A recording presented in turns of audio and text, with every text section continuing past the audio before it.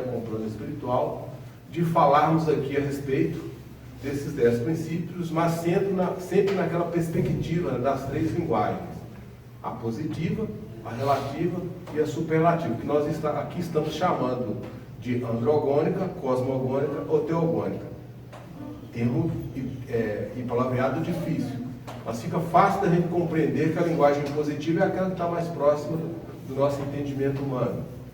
Linguagem relativa é aquela que já consegue trazer as informações da doutrina espiritual, mas de uma forma contextualizada no entendimento humano, respeitando os graus de consciência.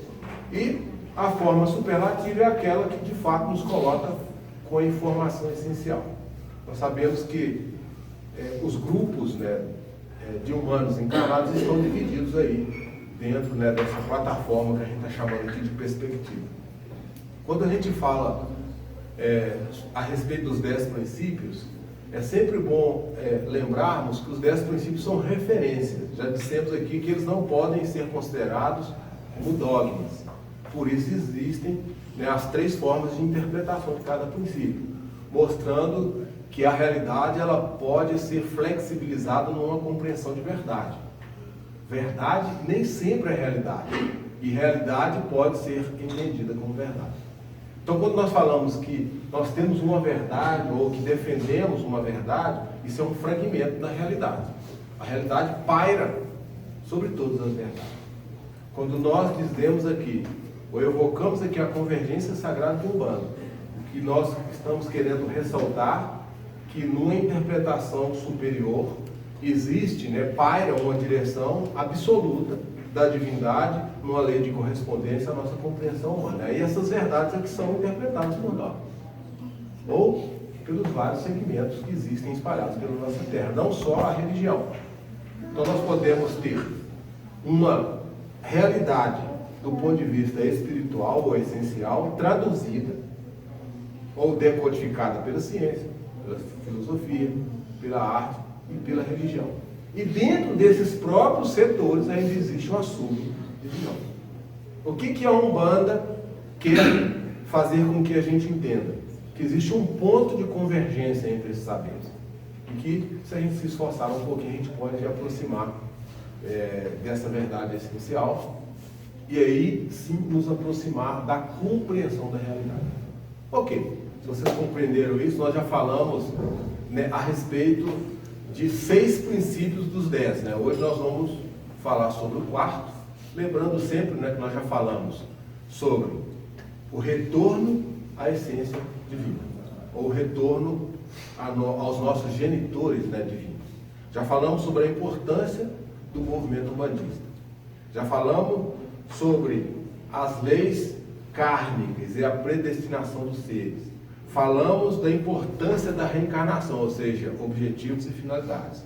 Falamos das dimensões paralelas de existência do planeta Terra.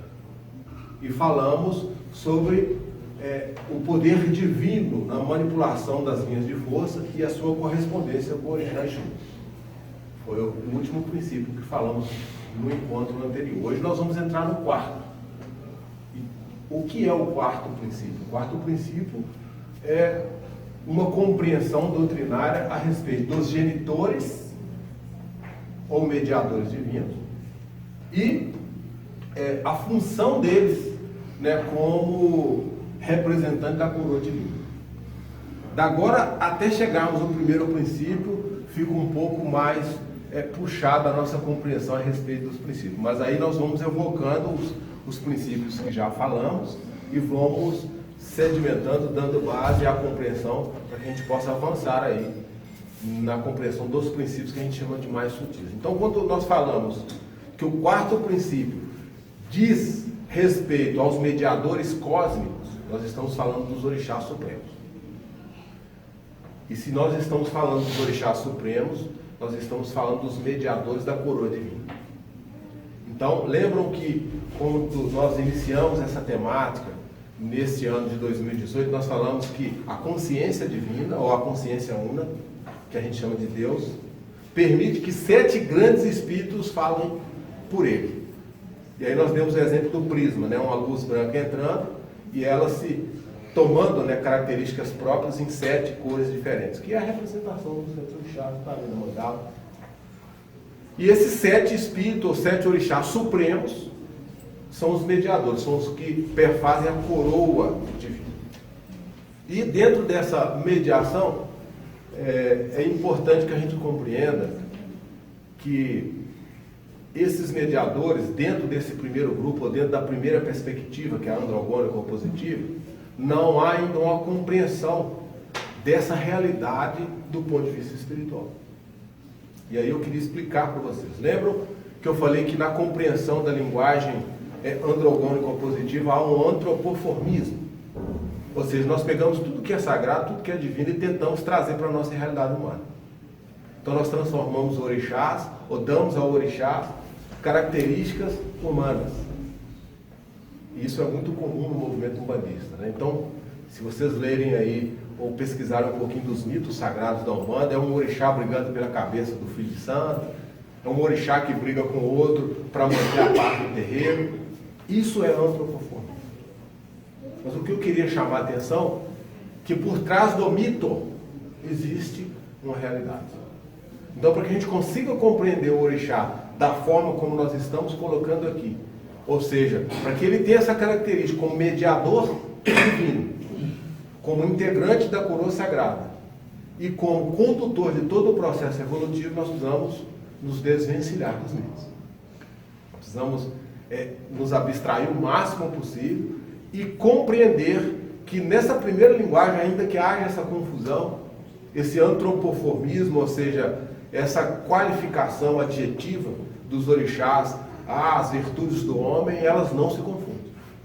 E aí, para ser mais exato, dentro da característica do movimento umbandista, e em especial do movimento esotérico, tem alguns pontos que eu queria ressaltar com vocês para que a gente possa começar a dialogar a respeito desse princípio.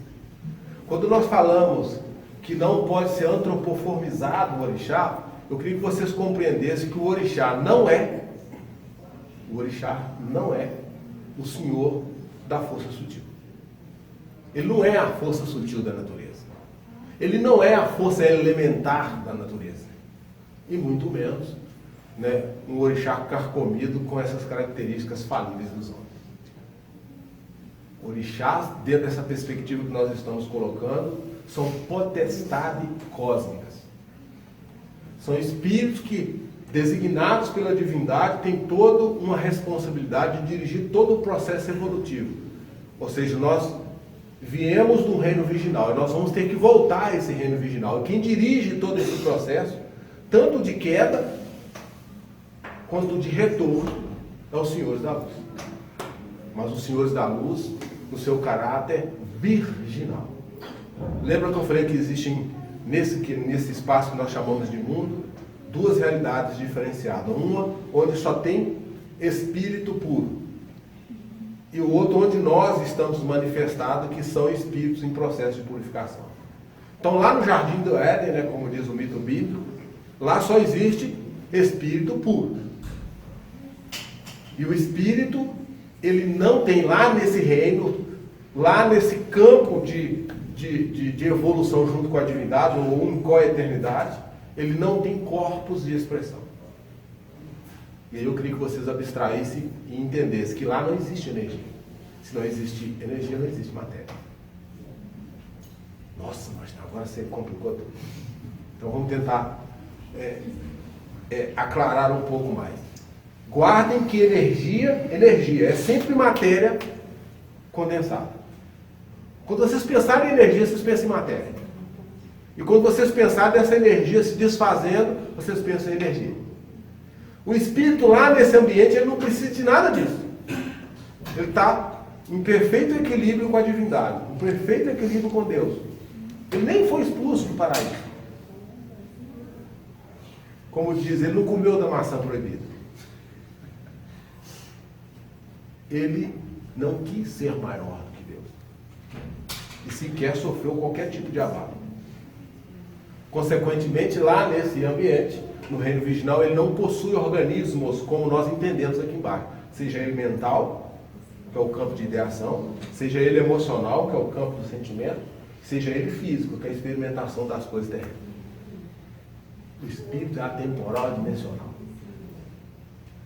Mas aqui, o que nos interessa aqui, se os genitores divinos, os orixás, que são os mediadores cósmicos, que têm essa responsabilidade de nos conduzir no processo da evolução, precisa ser compreendido dessa forma atemporal, então ele não pode ser antropomorfidade. E aí a característica principal deles serem potestades cósmicas. Não estou falando planetárias. Estou falando potestades cósmicas. E lembrem-se que nós estamos num processo, ou seja, num sistema evolutivo, onde nós habitamos um planetóide, um planeta, um simples planeta chamado Terra. E o sistema solar ainda é composto por vários outros planetas. Mercúrio, Vênus, Terra, Marte, Júpiter, Saturno, Urano, Plutão, Netuno e assim por diante. Nós estamos só nesse planeta aqui, no planeta Terra. E dentro de um sistema solar.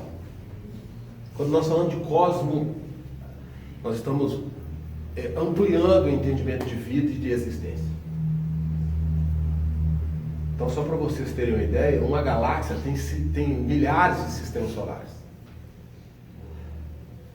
Uma Via Láctea tem milhares de sistemas ou galáxias.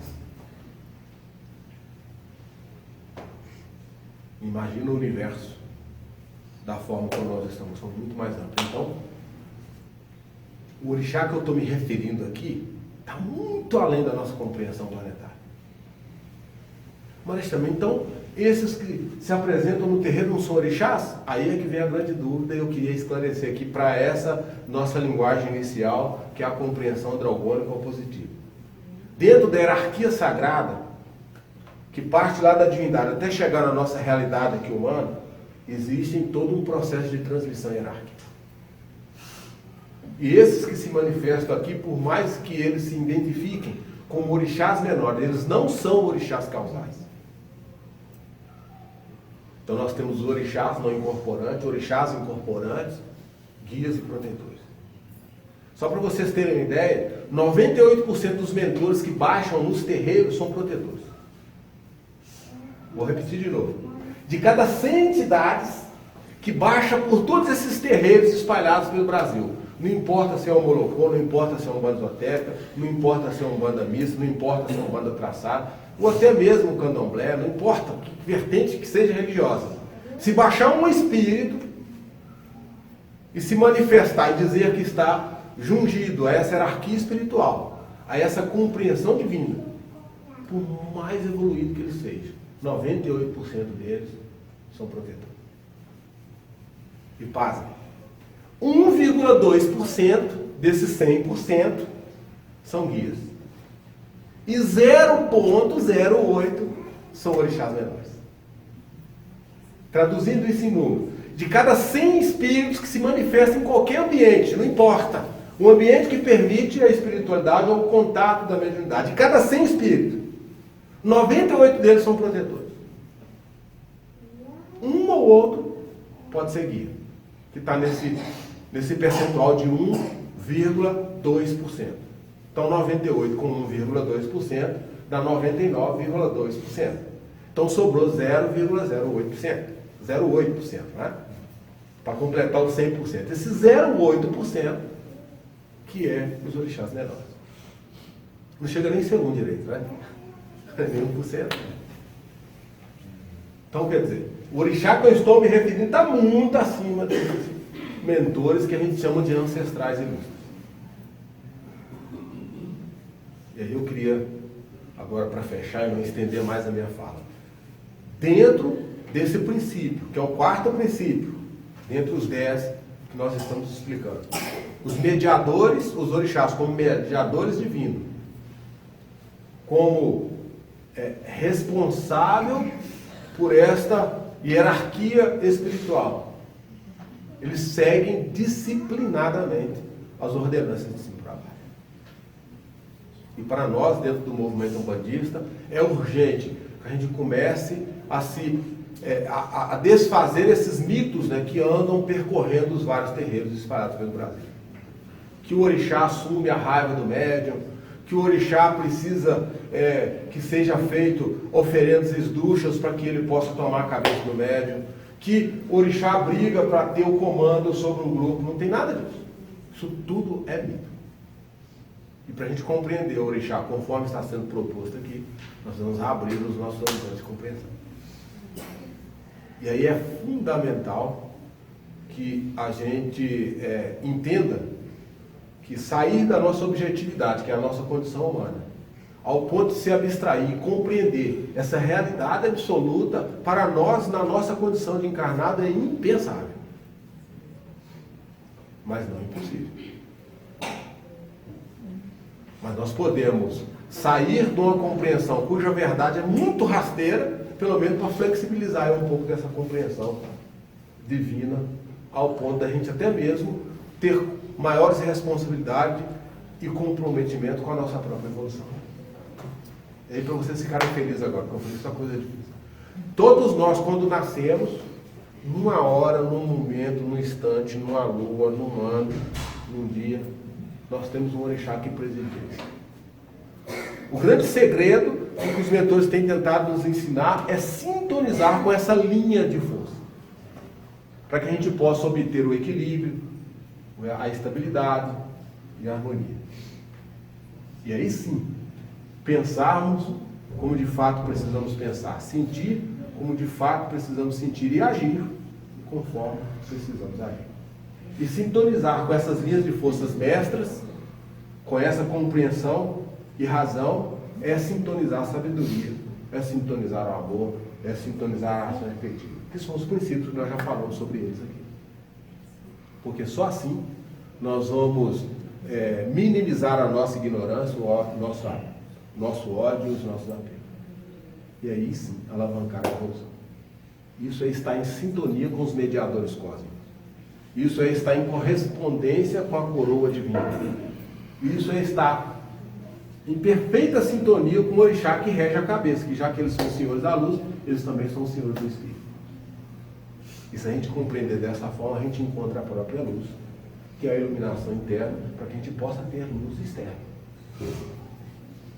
Ilumine-se por dentro, que a iluminação por fora acontece. É isso, morrendo. Com vocês, no próximo terça, a gente volta a falar sobre esse princípio, mas já dentro da perspectiva relativa, ou dentro da perspectiva cosmogônica. É isso, saravá, morrendo.